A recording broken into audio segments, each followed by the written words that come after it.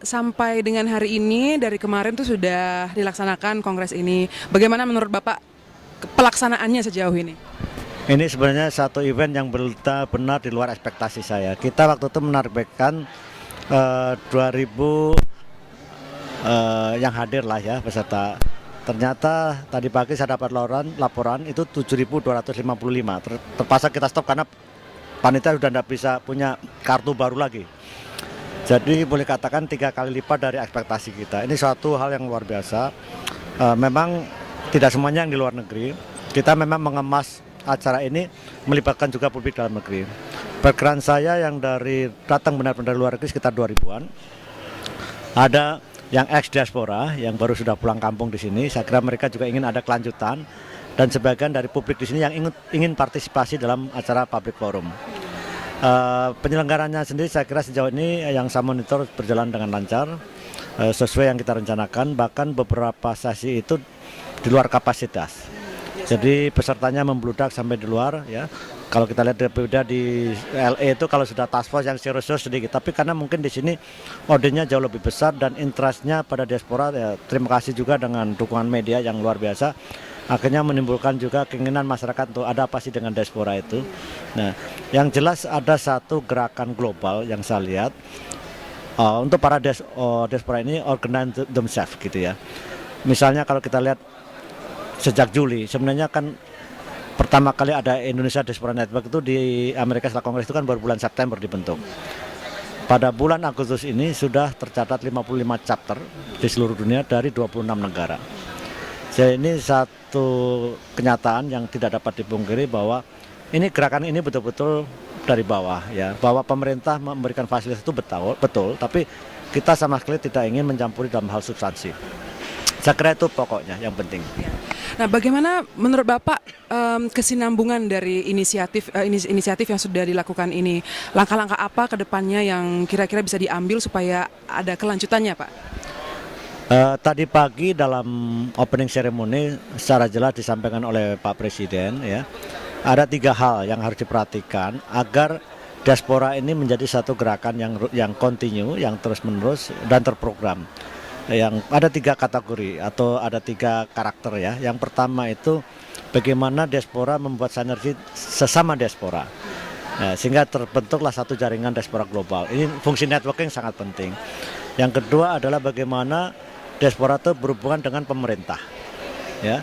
Jadi pemerintah ini sebagai partner ya, dan sebagai partner antrinya ada two way traffic ya, 2 arah. Apa yang mereka inginkan, apa yang bisa kita bantu. Yang ketiga, diaspora dengan masyarakat Indonesia. Jadi artinya bahwa tidak perlu sesuatu harus berhubungan dengan pemerintah. Ini zaman sudah global, diaspora luar diharapkan bisa langsung interaksi dengan swasta. Kita menyaksikan misalnya sudah ada penandatanganan MOU dengan BNI dalam masalah remittance, kemudian juga dalam masalah jasa-jasa keuangan yang mungkin bisa difasilitasi oleh BNI. Tentunya BNI harus juga memformulasikan satu produk yang diaspora friendly ya. Jadi ini hasil konkret.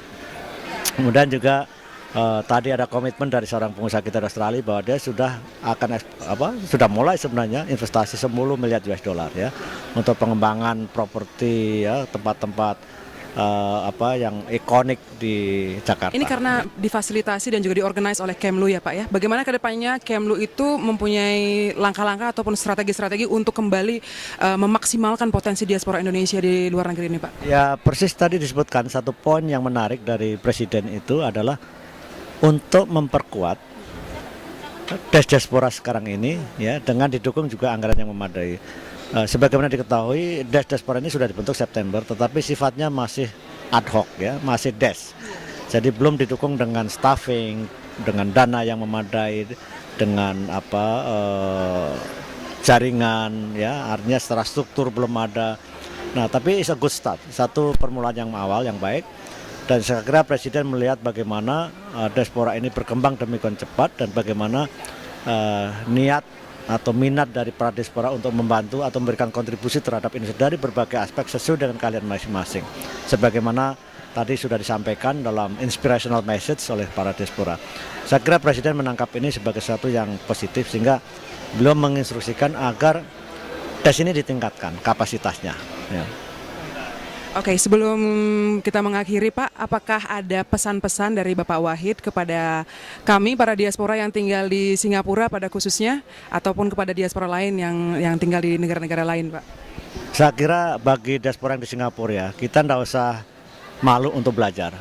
Kita tahu Singapura itu menjadi satu ikonik ya buat negara yang maju dari negara ketiga menjadi negara the first world ya, kalau dalam buku tulisan mantan perdana Lee Kuan Yew, from the third world to the first gitu ya. Saya yakin kawan-kawan di sana bisa menyerap ya trik-trik atau apa ya, langkah-langkah atau pengalaman-pengalaman apa, lesson learned yang bisa diambil kita ya dari kesuksesan Singapura ya. Saya memang memahami kawan-kawan di Singapura sudah mempunyai satu forum komunikasi yang merupakan wadah organisasi massa di Singapura yang sebenarnya ini juga sudah mirip juga dengan Diaspora Network, bahkan sebenarnya ini lahir lebih dulu ya. Tapi ini bagaimana dengan jaringan, dengan pengalaman diaspora yang ada ini, kawan-kawan Singapura bisa lebih memberikan sumbangsih ya, pemikiran apapun ya kepada Republik dengan membandingkan ya bagaimana Singapura merubah dirinya dalam waktu yang sangat relatif singkat menjadi dari negara ketiga menjadi negara dunia pertama.